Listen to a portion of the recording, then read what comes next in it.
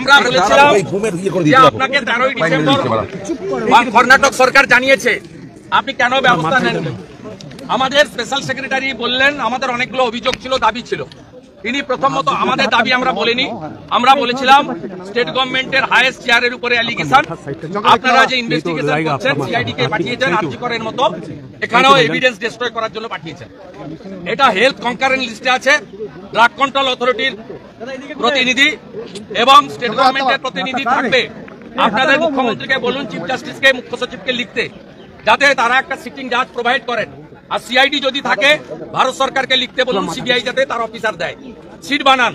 CID, CBI, central গভর্নমেন্টের drug কন্ট্রোলের প্রতিনিধি, আপনাদের যারা এসএমআইএস তার প্রতিনিধি হেলথের, এবং এটা লিড করুক একজন সিটিং জাজ। তার জন্য অনারেবল চিফ জাস্টিস ক্যালকাটা হাইকোর্টকে চিফ সেক্রেটারি লিখুক, এটা আমরা বলেছি।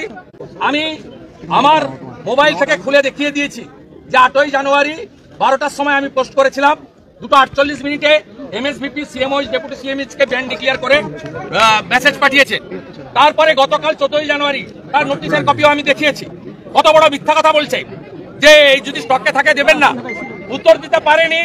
এবং আমরা বলেছি 2টো বাচ্চা আছে, প্রসূতি মাকে মমতা ব্যানার্জির জন্য মারা গেছে, আপনারা দায়ী, আপনারা 50 লক্ষ টাকা দিন, চাকরি দিন ওই বাড়ির লোককে, 2টো বাচ্চার দায়িত্ব নিতে হবে। 3 জনের কথা আমরা জিজ্ঞেস করেছি, প্রথমে বললো ক্রিটিক্যাল, পরে বললো আন্ডার ট্রিটমেন্ট। আমরা জানি 3 জন মাই সিরিয়াস। সবচেয়ে বড় যে ক্ষমার অযোগ্য অপরাধ, গত 1 মাস ধরে এই স্যালাইন যাদের যাদের গায়ে দিয়েছে তাদের কিডনি ভবিষ্যতে নষ্ট হতে পারে। ডাক্তাররা বলছে, এক্সপার্টরা বলছে, আমি বলছি না। আমরা তালিকা চেয়েছি, তালিকা প্রকাশ করে তাদের চিকিৎসার দায়িত্ব নিতে হবে। নইলে 6 মাস পরে বলবেন সুগার ছিল তাই কিডনি ফেল করেছে, ক্রিয়েটিনিন বেশি বলে কিডনি ফেল করেছে। এগুলো শুনবো না।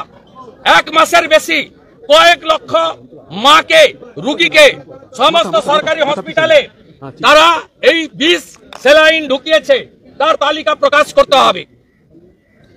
আমরা বলেছি, এবং আমরা ইলেকট্রনিক্স কমপ্লেক্স পিএসএ আমরা এফআইআর করব। মমতা ব্যানার্জি স্বাস্থ্যমন্ত্রী, স্বাস্থ্য সচিব নারায়ণ স্বরূপ নিগম, মেদিনীপুরের সুপার 3 জনকে অবিলম্বে গ্রেপ্তার করতে হবে। এবং 1 মাস ধরে কাকে কাকে এই 20 স্যালাইন দিয়েছেন, আপনার কাছে মেডিসিনেরও যেমন স্টক রেজিস্টার আছে, রুগীরও রেজিস্টার আছে। সরকারি হসপিটাল থেকে, একদম ব্লক হেলথ সেন্টার থেকে মেডিকেল কলেজ এবং স্টেট হসপিটালগুলোতে তার তালিকা যদি প্রকাশ না করেন, 6 মাস পরে, 8 মাস পরে, 3 মাস পরে প্রত্যেকেই এক্সপার্টরা বলছেন তাদের কিডনি এফেক্টেড হবে। এই সংখ্যাটা 3-4 নয়। আমি জিজ্ঞেস করেছিলাম এই 4 জনকেই দিয়েছেন না আর কাউকে, বলছে আমি এটা বলতে পারবো না। তার মানে বুঝে নেন এরা ক্ষমার অযোগ্য কাজ করেছে। যে সমস্ত রোগীর গায়ে, গরিব মানুষ তাদের গায়ে এই 20 ইঞ্জেকশন স্যালাইন ঢুকালেন, ধ্বংস হবে, এরা ধ্বংস হবে মানুষের অভিশাপে। অপারেশনের সঙ্গে নো রিলেশন। ডিমান্ড হচ্ছে এই ব্র্যান্ডের ওষুধ নিয়ে। 13ই ডিসেম্বর অ্যালার্ট করেছে, বলছে 11 ডিসেম্বর আমরা ব্যান করেছি। তারপরে 8ই জানুয়ারি মেসেজ দিয়ে ব্যান করেছে, 14ই জানুয়ারি ওষুধের তালিকা দিয়ে ব্যান করেছে, মানে গতকাল। আমরা তো শুধু বলছি এই মুখ্য সচিব তালিকা দিন। সব হসপিটালে পেশেন্ট রেজিস্টার আছে, সব হসপিটালে মেডিসিন রেজিস্টার আছে।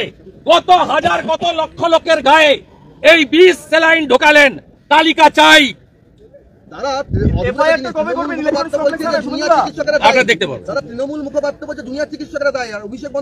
আমি ওদের কথার উত্তরই দেব না। Mamata should resign and book. মমতাকে অ্যারেস্ট করতে হবে। এখানে মমতা ব্যানার্জির কথা ছাড়া পাতা নড়ে না। সব ল্যাম্পপোস্ট মমতাকে অ্যারেস্ট করতে হবে, কোনো কথা নেই। বিধানসভা বন্ধ, তাই এখানে নেমেছি, আমরা ছাড়বো না। আমি মহামান্য উচ্চ আদালতকেও বলবো বাংলার মানুষকে বাঁচান।